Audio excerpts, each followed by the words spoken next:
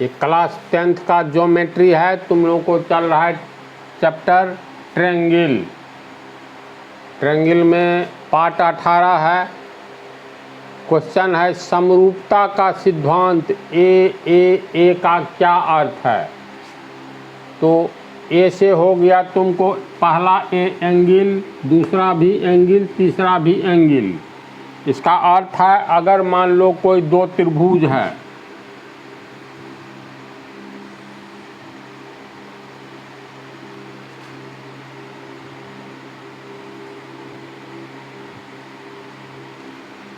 ये A B C एक त्रिभुज है, दूसरा त्रिभुज डी ई एफ है। तो समरूपता का सिद्धांत ए हमें यह बतलाता है कि दो त्रिभुज में पहले त्रिभुज का पहला कोण दूसरे त्रिभुज के पहले कोण के बराबर हो। तो ए बी सी तीन कोण है तो किसी को भी पहला मान सकते हो। अगर मान लो कोण बी को पहला कोण माने, कोण ई को ये डी ई एफ में इसको पहला कोण माने, तो पहला कोण पहले के बराबर हो। पंक्ति सुनो, पिछले पार्ट में भी पंक्ति का रिपीटेशन हो चुका है कई बार। समरूपता का सिद्धांत ए हमें यह जानकारी देता है कि दो त्रिभुज में पहले त्रिभुज का पहला कोण दूसरे त्रिभुज के पहले कोण के बराबर हो, पहले त्रिभुज का दूसरा कोण दूसरे त्रिभुज के दूसरे कोण के बराबर हो, एवं पहले त्रिभुज का तीसरा कोण दूसरे त्रिभुज के तीसरे कोण के बराबर हो। तो यहाँ पर कोण कोण कोण एंगल एंगल एंगल आ गया ना, इसमें भी एंगल एंगल एंगल, यानी दो त्रिभुजों में पहले त्रिभुज का पहला दूसरा एवं तीसरा पहला दूसरा एवं तीसरा कोण क्रमशः का मतलब हुआ इसमें पहला दूसरा तीसरा बोले तो इसमें भी बोलेंगे पहला दूसरा तीसरा। तो पहले त्रिभुज का पहला दूसरा एवं तीसरा कोण दूसरे त्रिभुज के पहले क्रमशः पहले दूसरे एवं तीसरे कोण के बराबर हो तो दोनों त्रिभुज समरूप होता है। समझ गया? तो समरूपता का पहला सिद्धांत ए क्या जानकारी देता है? दो त्रिभुज में से दोनों त्रिभुज में से पहले त्रिभुज का पहला दूसरा एवं तीसरा कोण क्रमशः दूसरे त्रिभुज के पहले दूसरे एवं तीसरे कोण के बराबर हो तो दोनों त्रिभुज समरूप होता है। जैसे इसी त्रिभुज में त्रिभुज ए बी सी एवं त्रिभुज डी ई एफ में कोण बी बराबर कोण ई, कोण सी बराबर कोण एफ तथा कोण ए बराबर कोण डी। पहले त्रिभुज का तीनों कोण दूसरे त्रिभुज के क्रमशः तीनों कोण के बराबर है तो लिखेंगे इसलिए समरूपता के सिद्धांत angle angle angle angle angle angle, यानी ए से त्रिभुज ए बी सी समरूप होगा त्रिभुज डी ई एफ के। समझा? और जब दो त्रिभुज समरूप होते हैं तो संगत कोण के सामने की भुजा अर्थात संगत भुजाओं का अनुपात समान होता है। ये पंक्ति लिख करके लिखेंगे अतः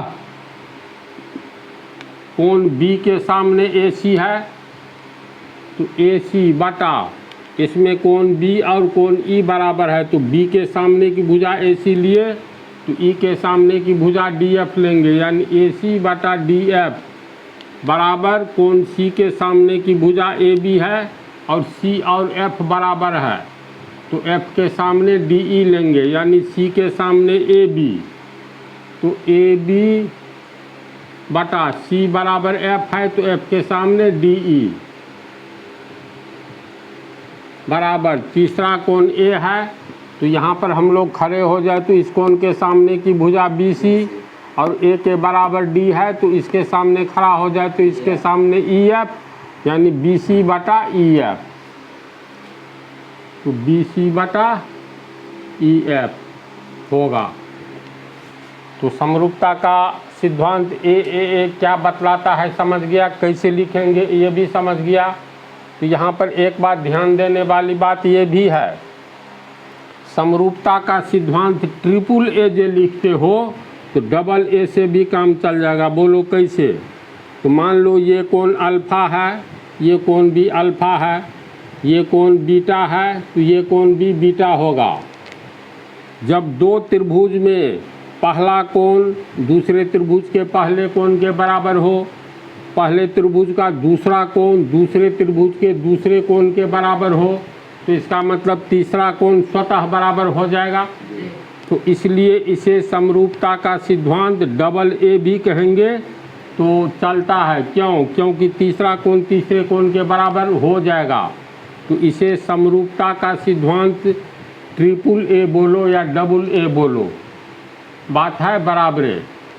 तो ये तो तुम लोग को सीधा चित्र है, अगर एक चित्र सीधा रहे दूसरा उल्टा करके दे दे तब कैसे होगा, ये भी उदाहरण समझ लो। दूसरा उदाहरण देखो, एक त्रिभुज ए बी सी है जिसका एक कोण 70 डिग्री दूसरा 95 डिग्री है। दूसरा त्रिभुज डी ई एफ है जिसका एक कोण 95 डिग्री और दूसरा कोण 25 डिग्री है। तो क्या ये दोनों त्रिभुज समरूप है? तो इसकी जानकारी हम लोगों को कैसे मिलेगी?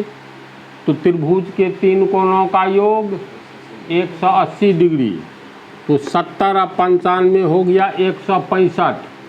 165 डिग्री तीनों का योग होना चाहिए 180, तो 180 में से 165 घटाओ कितना हुआ? 15 डिग्री हुआ होगा ना। तो चलो इसको हम लोग मान लेते हैं ये 15 डिग्री है। तो 70 और 95 165, ये कोण कितना होगा? ये मान लो अल्फा है, तो अल्फा बराबर 165 और 15 80, यानी 15 डिग्री ये होगा। इसका तीसरा कोण कितना होगा? तो 95 और 15 110, 180 में से 110 घटाएंगे तो 70। इसको थीटा मान लेते हैं, तो थीटा बराबर कितना होगा? 70 डिग्री। अब दोनों त्रिभुज समांगसम है कि नहीं, एक कोण नहीं दिया रहेगा तो पहले हम लोग निकाल लेंगे तीसरा कोण कितना है और तब दोनों में तुलना करेंगे। तो त्रिभुज ए बी सी एवं त्रिभुज डी ई एफ में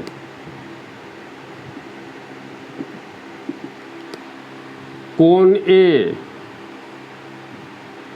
बराबर, इसमें 95 डिग्री कौन है? तो कोण डी है ना।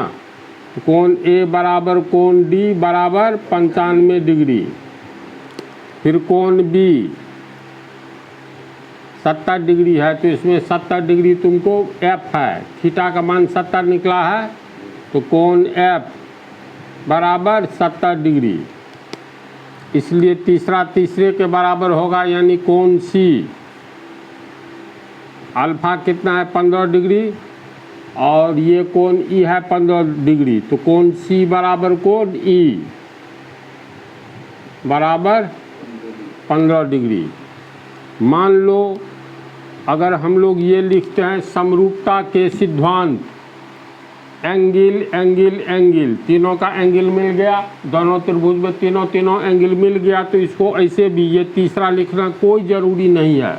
अगर लिख दोगे तब लिखाएगा तुमको, जैसे मान लो कोण सी बराबर कोण ई बराबर 15 डिग्री। तीनों कोण अगर लिख दिए तब लिखना है, इसलिए समरूपता के सिद्धांत ए से, पूरी बात यहाँ हम संक्षेप में लिख रहे हैं, इसलिए समरूपता के सिद्धांत ए से त्रिभुज ABC समरूप त्रिभुज DEF होगा।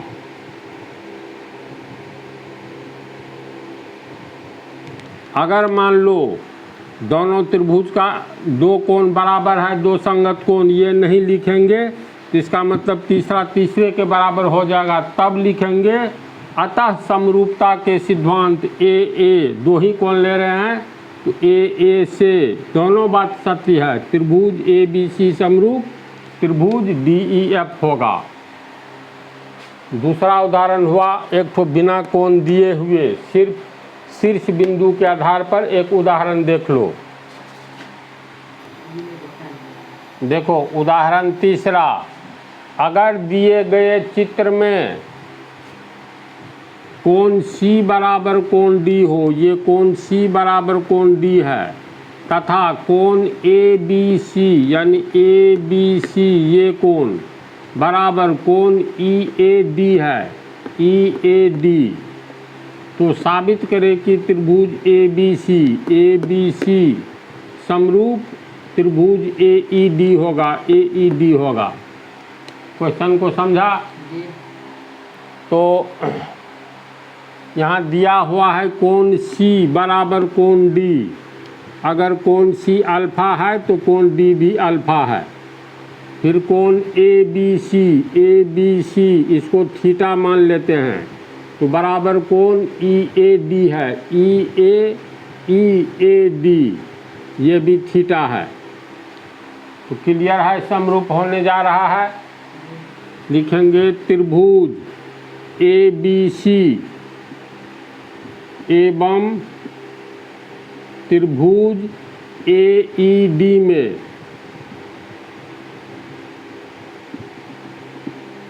क्या क्या कौन कौन सा कोण बराबर है, तो कोण C बराबर कोण D। पहले ABC त्रिभुज लिए ABC, तो पहले इसका कोण लिखेंगे, यानी कोण C बराबर कोण D बराबर अल्फा माने हैं तो कोष्ठ में लिख देंगे माना। इसके बाद दूसरा कोण त्रिभुज ABC में, ये कोण को क्या लिखेंगे, कोण CBA या कोण ABC, तो कोण ABC बराबर कोण EAD या DAE बराबर थीटा, ये भी मान्य है, दोनों कोण बराबर है, इसलिए तीसरा तीसरे के बराबर होगा। अगर ये नहीं लिखेंगे तब लिखेंगे समरूपता के सिद्धांत ए से। अगर तीसरा कोण भी लिख दिए तब लिखेंगे समरूपता के सिद्धांत ए से। बात को समझ रहे हो ना? से त्रिभुज ABC समरूप त्रिभुज AED होगा। इसके बाद हम जानते हैं कि जैसे लिखोगे, हम जानते हैं कि जब दो त्रिभुज समरूप होता है तो संगत कोण के सामने की भुजा का अनुपात समान होता है। इसलिए संगत कोण के सामने की भुजा का अनुपात का सेटिंग करो। अब जैसे कोण C लेंगे तो कोण C के सामने देखो AB भुजा है बड़ा त्रिभुज में, तो AB बटा पहले त्रिभुज में कोण C लिए तो C के बराबर कोण D है, तो छोटा वाला त्रिभुज में D के सामने से देखोगे तो AE नजर आएगा, तो AB बटा AE बराबर दूसरा कोण अगर थीटा लेते हैं तो थीटा के पास खड़ा हो जाओ तो सामने में AC भुजा नजर आएगा, तो लिखेंगे AC बटा थीटा यहाँ पर है छोटा त्रिभुज में, यहाँ खड़े हो जाओ तो ईडी नज़र आता है, बटा ईडी बराबर तीसरा कोण तीसरे कोण के बराबर होगा। तो तीसरा कोण ये है बड़ा त्रिभुज में, यहाँ से देखोगे तो ये सी बी नज़र आएगा, तो सी बी बटा इसमें तीसरा कोण ये है, तो इसके सामने खड़ा हो जाओ तो ए डी नज़र आ रहा है, तो बटा ए डी। आगे में एक्सरसाइज में जो हिसाब है इसी सब पर आधारित है, यानी संगत कोण के सामने की भुजा का अनुपात कैसे बराबर करेंगे, इसमें ट्रेंड होना जरूरी है। अगर भुजा का अनुपात दिया है तो कौन सा कोण संगत कोण होगा, ये कैसे लिखेंगे, इसकी जानकारी भी पीछे वाला पार्ट में दे दिए हैं। तो दोनों बात याद रखना होगा, संगत कोण के सामने की भुजा का अनुपात कैसे बैठाएंगे, बेहद महत्वपूर्ण है। और मान लो यही दिया हुआ है तो अब इसको जैसे हम लोग मिटा देंगे, चलो ई थीटा अल्फ़ा को भी मिटा दो, थीटा को मिटा दो, अल्फ़ा को मिटा दो। अगर ये कंडीशन है तो ऐसी स्थिति में हम लोग समान कोण कैसे निकालेंगे, इसमें भी ट्रेंड होना जरूरी है, जो कि पिछले पार्ट में बतलाए हैं। यहाँ जस्ट देख लो ए बी, तो ए बी के सामने बड़ा त्रिभुज में यहाँ पर खड़ा हो जाओ तो सामने में ये कोण नज़र आएगा, यानी कोण सी। इसके बाद है नीचे में ए ई, तो ए ई छोटा त्रिभुज में इसके सामने खड़ा हो जाओ तो ये कोण नज़र आएगा, तो कोण सी बराबर कोण डी। एक कोण हुआ, दोनों में एक एक संगत कोण निकला। फिर है ए सी, तो ए सी यहाँ पर खड़ा हो जाओ तो सामने में इस भुजा के सामने ये कोण नज़र आएगा, तो कोण बी। फिर इसके नीचे है ई डी, तो ई डी इसके सामने खड़ा हो जाओ तो ये कोण नज़र आता है छोटा त्रिभुज में, यानी कोण ई ए डी,